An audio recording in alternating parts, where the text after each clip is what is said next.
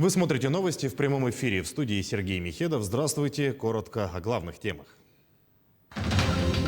Единый оперативный штаб по борьбе с лесными пожарами создадут в Мирнинском районе. АСН Николаев встретился с авиагруппировкой Минобороны, которая борется с огнем.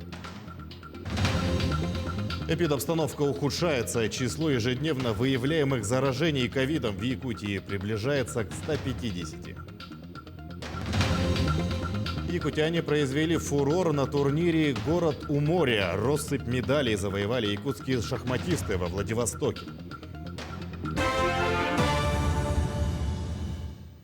Лесной пожар бушует на расстоянии в полкилометра от села Сите. Об этом нашему каналу рассказал глава Кобяйского района Иван Левин.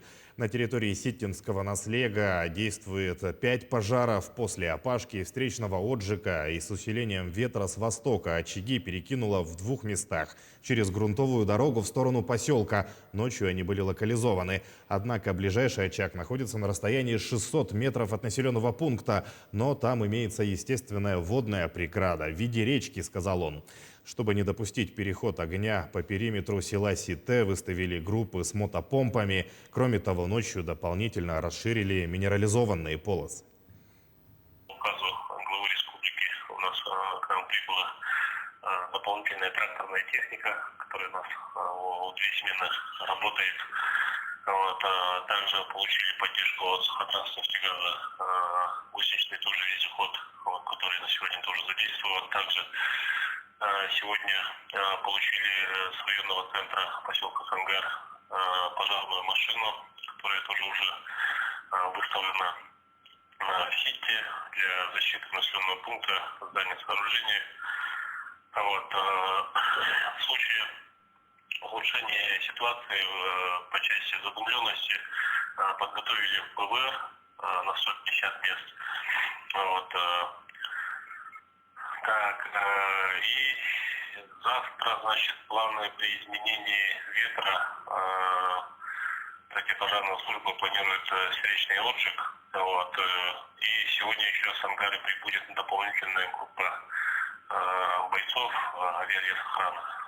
Поэтому силы и средства выставлены, распределены. Надеемся, что в ближайшие часы вопрос решится в положительную сторону. А в село Кылайги на помощь направлены вертолеты Минобороны и МЧС. Лесной пожар вплотную подошел к селу в Тюляхском наслеге. Огонь приблизился к крайнему жилому дому на 50 метров. Из населенного пункта в превентивных целях эвакуированы 104 человека, в том числе 62 ребенка. Пункты временного размещения организованы в соседних наслегах. На тушение пожара стянуты все имеющиеся в районе силы, в том числе водовозки и тракторы. Огонь тушат 111 человек. По поручению оперштаба республики работает вертолет Ми-8 Министерства обороны с водосливным устройством. В село вылетел и первый вице-премьер правительства Якутии Дмитрий Садовников.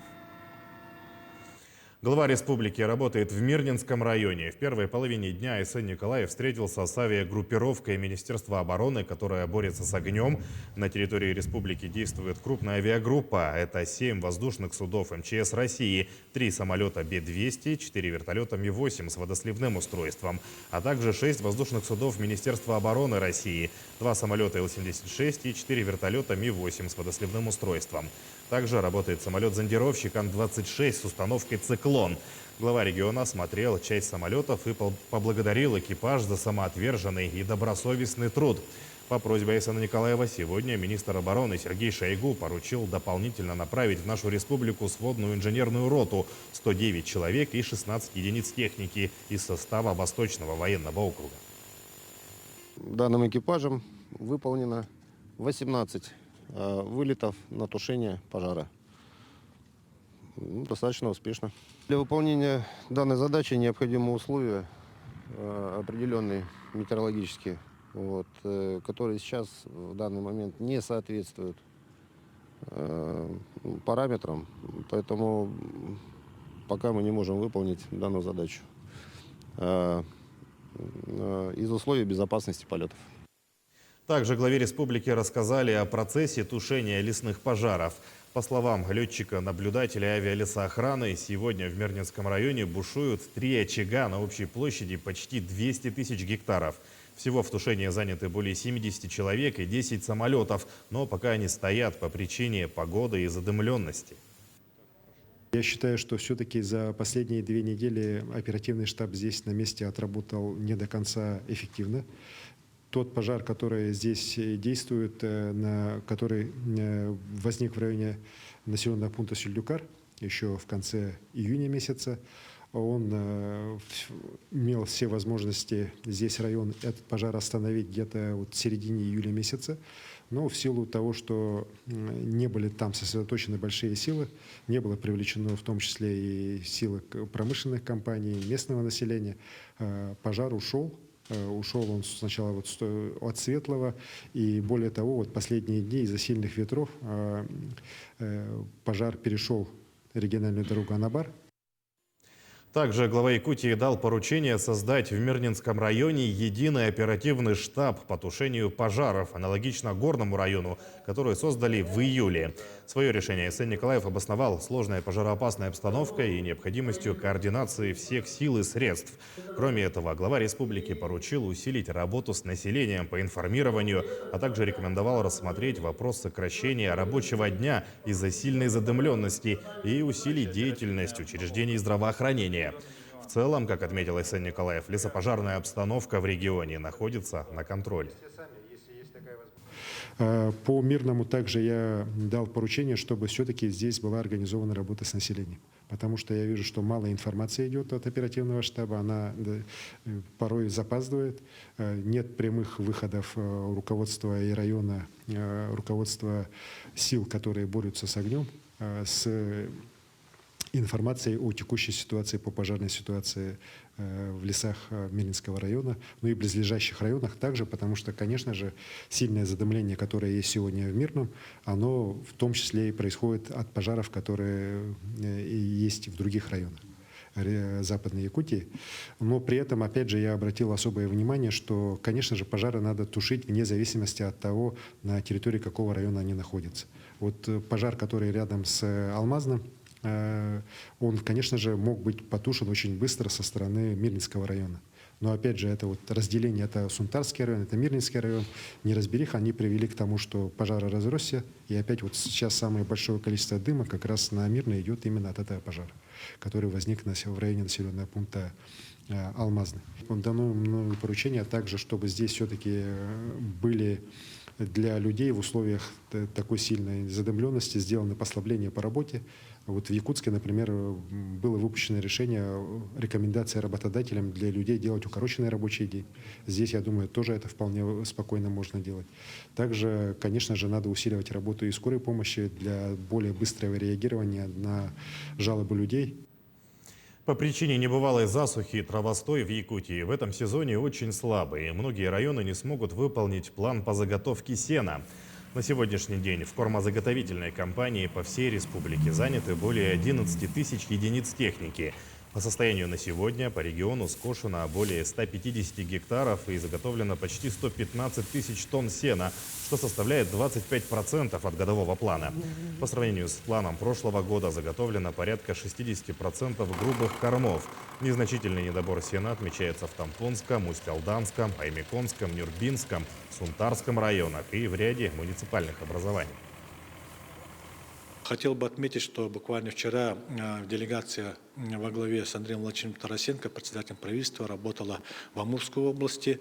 Значит, были проведены переговоры по заготовке страхового запаса сена на территории Амурской области. В основном это касается северных районов Амурской области. И далее, производство гранулированного сена на территории Амурской области, а далее также поставки комбинированных кормов на территории Республики Саха-Якутия. Сейчас к эпидобстановке еще 146 человек заразились в Якутии коронавирусом за минувшие сутки. Из них большинство в Якутске, 81. В Мирнинском районе 17 случаев заболевания, по 11 человек заразились в Алданском и Усть-Алданском районах, в Нерюнгринском 6, в Намском 5, по 2 заражения в Вилюйском, Мигино-Кангаласском, Нюрбинском и Сунтарском районах.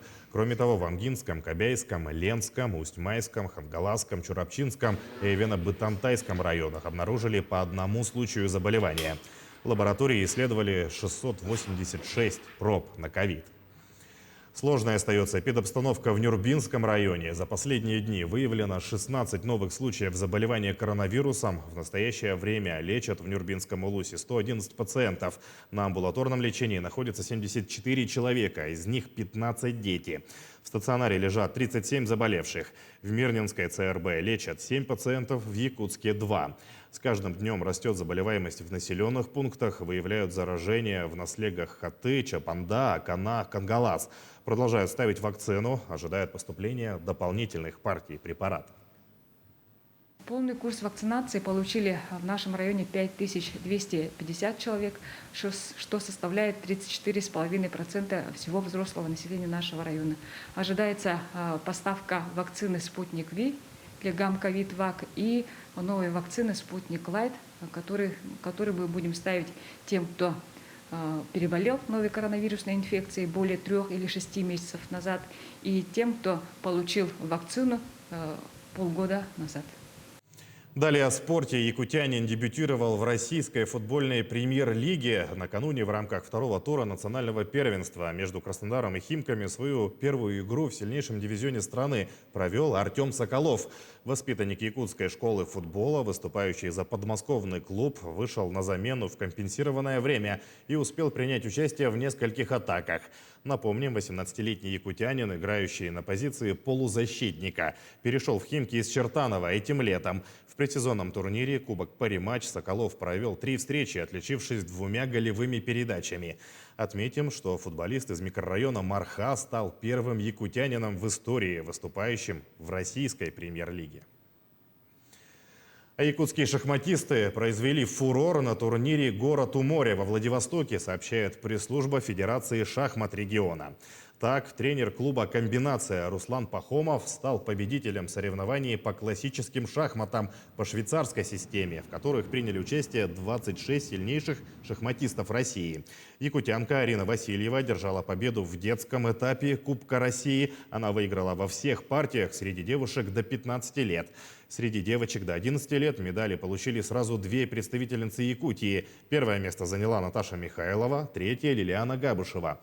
Кроме того, в быстрых шахматах среди 100 участников также не было равных Арине Васильевой. В этой дисциплине спортсменка взяла золото и серебро до 15 лет и бронзу среди девушек до 19 лет. К этому часу это все новости. Оставайтесь с нами.